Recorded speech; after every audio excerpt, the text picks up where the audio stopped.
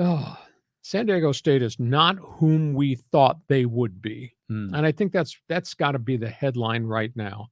They lose to a mad scientist. Chip Kelly just opened up the playbook and he just hit them with all kinds of things that nobody had really seen before. Dante Moore, freshman quarterback, 290 yards passing, 3 touchdowns. He came to the line of scrimmage under center. He operated out of the shotgun. They went spread. They went no huddle. They lined up in the old-fashioned 3 backs down on the goal line. I mean, they mugged San Diego State. Aztecs had no answer at all. Excuse me, when would Brady Hoke's defense give up the kind of yardage they gave up? They gave up 3 touchdowns in the second quarter. They gave up 550 yards to UCLA. Whoa. Yeah, whoa. That's not the phrase Brady used at the end of the game. They're giving up 300 yards a game passing.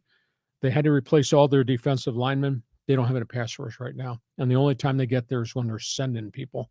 And I don't think they want to blitz on a play-by-play basis. Jalen Mayden struggled, 3 interceptions, 3 sacks, 9 pressures, 10 hits. I give the kid credit for having a heart of steel because he got battered. He kept picking himself up off the floor. Offensive line, sometimes hot, sometimes cold. They're not powering the football. I know the week before they ran for 300, but that's Division I AA Idaho State. They got some challenges here ahead of them. And, they dropped an open pass in the end zone that should have been a touchdown. They threw a pick that deflected at the 1-yard line off a wide open running back. Up in the air, UCLA snared that as defensive stop in the end zone. They left 14 points on the field, but they were never, ever going to stop UCLA. You see flashes in Ryan Lindley's offense with the tight ends and the other guys that this could be pretty good, but there has been no consistency at all. And when you don't have consistency going down the field throwing, and you can't get a pass rush, and a secondary is just getting torched, a lot of work to be done. Doesn't get any easier, though. Now they go to Oregon State, which is feeling really good about themselves for another non-conference game. And then they get Boise, and then they get Air Force back-to-back. So they got some challenges. Please don't tell me we're going to be doing the next couple of podcasts in the wake of a 3-game losing streak.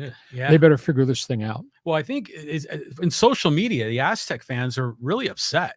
They're angry at Brady Hoke. We need a new head coach. But, the program has regressed since the Rocky Long era. I mean, what do they need to do to turn this around? Well, quarterbacking's been an issue. Defections of players. NFL draft has been an issue. Transfer portal has really been an issue. There's been a constant churn of having to replace guys who you thought were going to be there for 2 to 3 years that are not there for 2 to 3 years. They're putting guys in the NFL. They've done a really good job in terms of developing defensive players, but I don't know, maybe this is a bit of a bump in the cycle down. But quarterbacking, to me, more than anything else, this conference got throwers. You need to have throwers. And we're not talking about guys you hope are going to throw incomplete passes. We're talking about legitimate studs who can get it down the field. Has not happened in recent years. What was the attendance figure at Snapdragon? Did the fans show up? Well, they said we distributed, I think it was 32,000 tickets distributed. 8,000 of those are free to the students.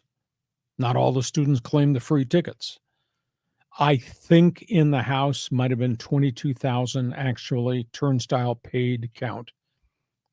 That's not very good to me. Well, I saw a photo that Mark Ziegler posted on Twitter, and the student section basically left at halftime.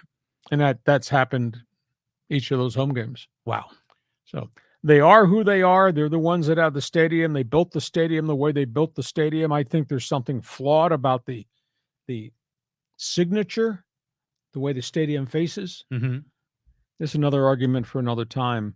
Half the stadium bakes in the sun all the day because half the stadium faces the west. But all college football, well, not all, but almost all college football stadiums don't have shade. I mean, I've been to the Oklahoma Sooner Stadium, and yeah, there's one, press boxes that kind of create shade. But yeah, you bake in the sun. I mean, that's a common thing in college football. What these San Diego fans just want to be, sipping on their margaritas while they're in the shade and chilling.